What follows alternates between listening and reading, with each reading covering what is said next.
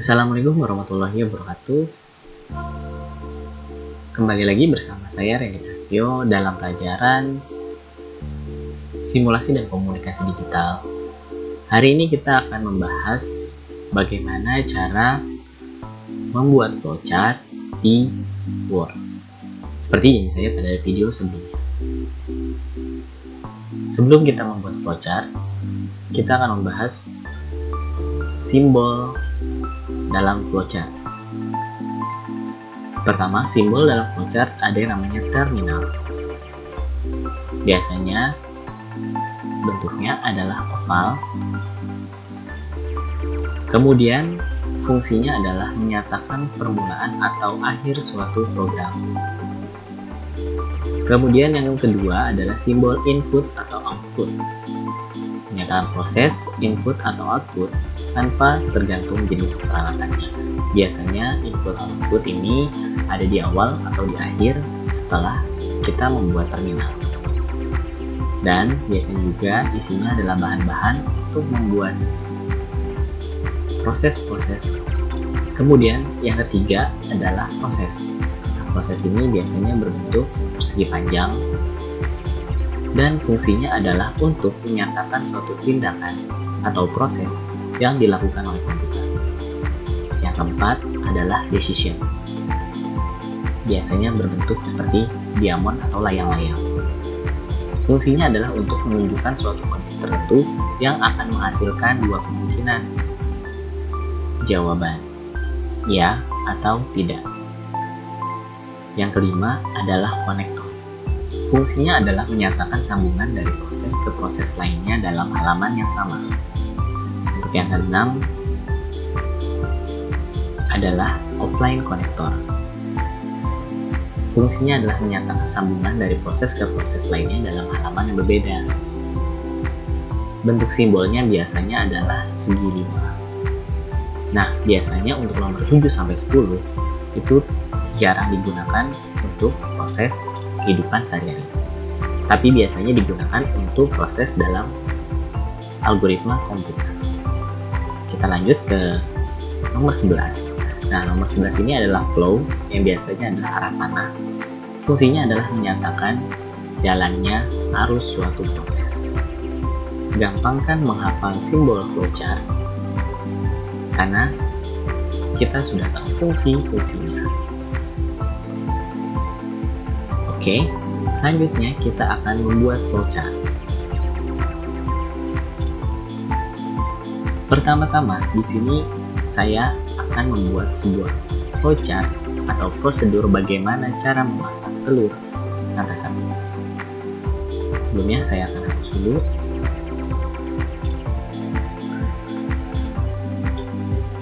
Oke, di sini saya ada contoh memasak telur rantai sapi. Oke, yang pertama adalah bagaimana cara membuat lingkaran atau oval untuk start dan end.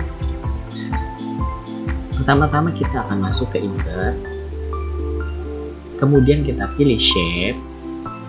Di shape ada oval. Nah, ini yang kita pilih.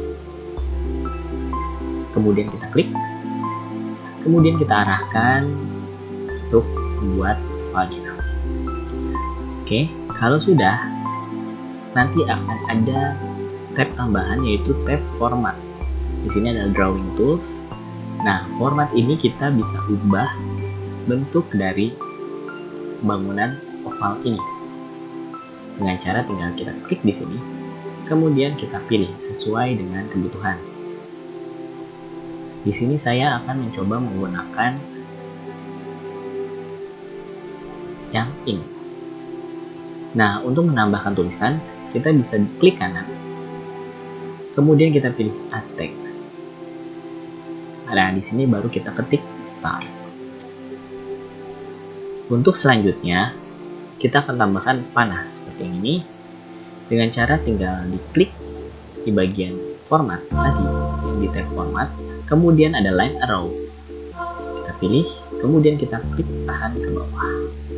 Maka line arrow sudah terbentuk.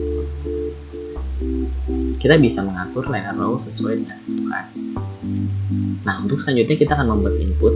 sesuai dengan gambar yang di atas, input dan output, di mana input dan output menyatakan proses tanpa tergantung jenis peralatannya. Oke, kita akan membuat input. Kita tinggal pilih panah ke bawah.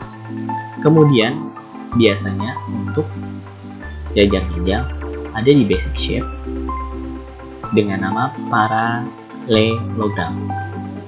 Kemudian kita klik, kemudian kita bikin untuk inputnya. Oke, kalau sudah, kita arahkan sesuaikan dengan arah panah.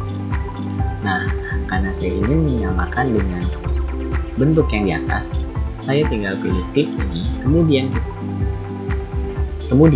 tinggal diketik. Nah, untuk menambahkan teks, kita bisa juga langsung mengetik teks tersebut. Jadi tidak perlu di klik kanan. Contohnya seperti ini. Nah, apabila tulisan hilang, berarti kotaknya atau bentuk simbolnya terlalu kecil, maka kita bisa memperbesar ke bawah. Atau bisa juga ke samping, sehingga tulisannya terlihat. Kemudian kita rapikan. Nah, di input ini biasanya berisi bahan-bahan yang akan digunakan atau alat yang dapat digunakan juga. Contohnya di sini, karena di sini saya membuat telur mata sapi menggunakan bahan-bahan dan alat ini. Salah satunya adalah siapkan gorengan, kemudian siapkan telur dan siapkan margarin. Nah, di sini ketika saya menyiapkan telur, ada decision, yang artinya apakah saya memiliki telurnya. Apabila saya memiliki telurnya, saya tinggal menyiapkan margarin. Namun apabila tidak ada, saya akan ke warung dulu untuk membelinya, kemudian saya melanjutkannya ke menyiapkan margarin. Begitu juga margarin. Apakah margarin ada? Apabila ada, kita langsung masukkan margarin ke penggorengan. Namun, apabila margarin tidak ada, kita bisa ke warung dulu untuk membelinya. Nah, untuk kotak yang ini adalah proses.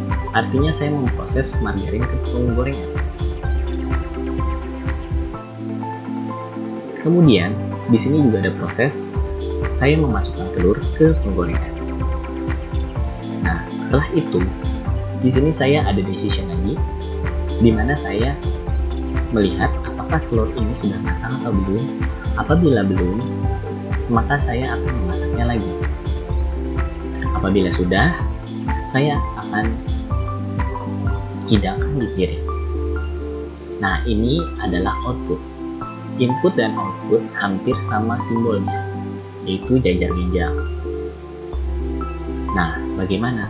Mudah kan untuk membuat flowchart?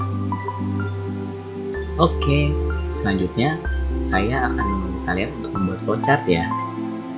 Jangan lupa untuk membaca modulnya, kerjakan tugasnya, kemudian lihat videonya, agar kamu bisa memahami dan mengerti pelajarannya ya. Oke, segitu aja dari saya. Apabila ada pertanyaan, kamu bisa langsung chat ke saya. Oke, terima kasih. Kurang lebihnya mohon maaf. Wassalamualaikum warahmatullahi wabarakatuh.